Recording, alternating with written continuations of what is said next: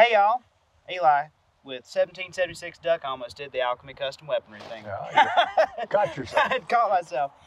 Back here with my buddy Ken. We're in the mountains of Idaho, so it will be windy. You're just gonna have to deal with it. But trust me, you're gonna want to deal with it because we pulled out some pretty badass revolvers. So I think actually the best course of action is probably just going you this way. Well, when we took some guns out, revolvers look at it. And remember, I grew up in the revolver era. Right. I was actually a revolver guy before I became an auto guy or 1911 guy.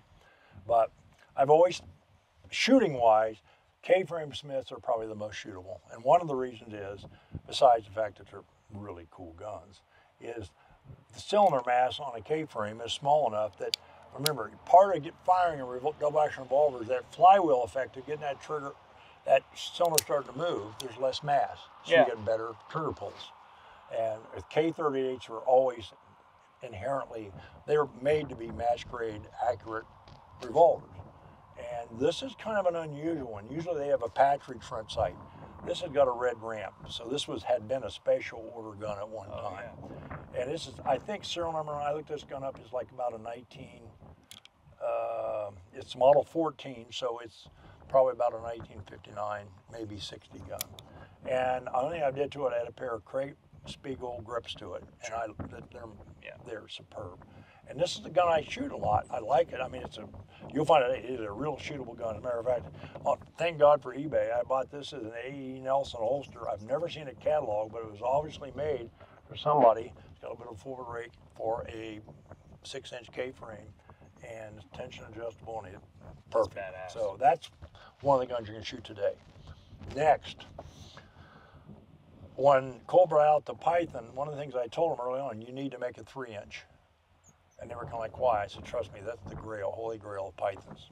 So eventually they got around to making a 3-inch, and God bless them, they gave me this gun. Sure. I got it, and I'm like, well,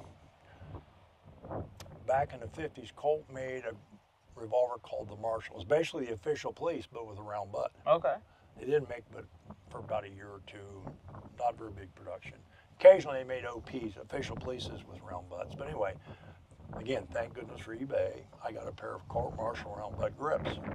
So I took them to my buddy Mike Borman, guy went to the gun show with us the other day, and I said, Mike, I want you to take the square butt and modify it, use the grips, and make me a round butt Python.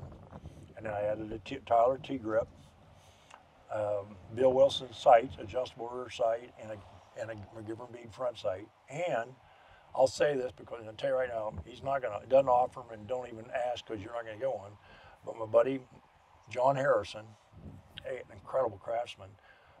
One flaw in the Python, they got real deep grooves in the trigger. It's just, so John has a buddy that's a micro welder, and they welded up a stainless rod to match the trigger, those grooves, and he recontoured to a smooth trigger. It feels great. And so this is one of I like this gun. Now, Colts have a couple problems. I mean, the new Pythons are much more rugged than the old Pythons. It's just the design of the old guns just didn't hold up, especially for rapid double action shooting. They go out of time pretty easy. The new guns, this new gun has been improved. That's not a problem. Matter of fact, the new Pythons come with incredible DA triggers. Also come with terrible single action. And by the way, it used to be the other way around. Really? Yeah. Of course, remember, target era, you cocked the gun and shot them in single action. Most people shot revolver single action up until kind of when the police training switched over, you got to learn to shoot double action. When I started law enforcement, most police qualifications, you shot a bullseye target at 50 feet. That's how you did it. You stood there and your score was your whatever. That's come a long way. But anyway, I carry and shoot this gun. I've guys say, well, this gun's got some scratches on it. And yeah, you know why? Because I use it. And somebody told me, so I can't believe you use that and shoot it. I said, yeah, well, I'll let the next guy worry about the condition. But it's a cool gun. I like it. You're going to shoot it today. And matter of fact, you and I are going to switch off. You're going to shoot one revolver. I'm going to shoot it, and we're going to swap and see how we do.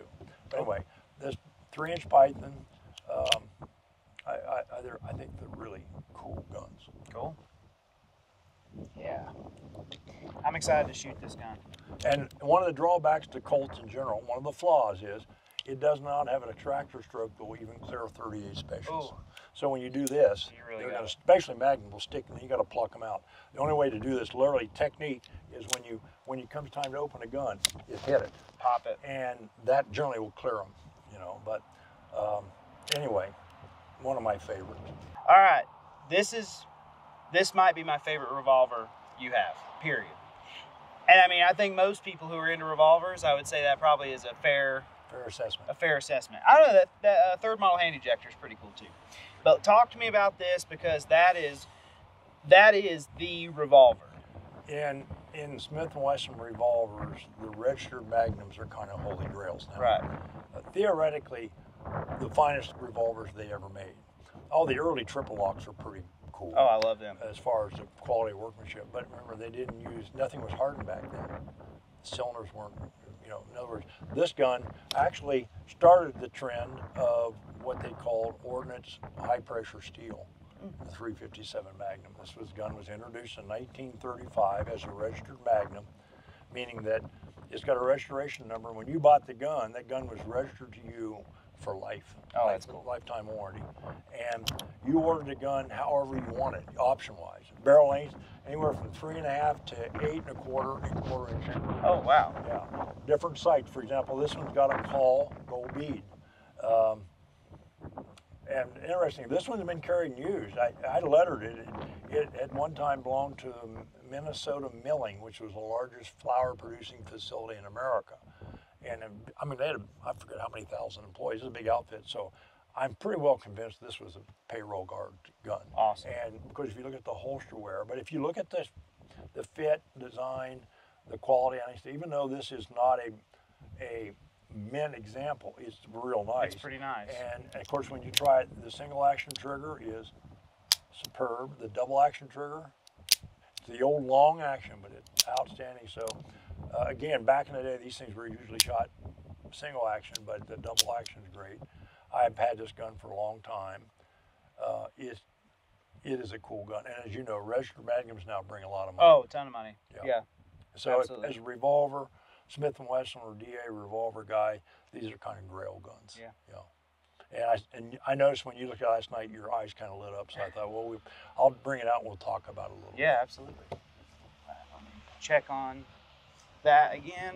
Okay, we're still good, I think. Yeah. Yeah.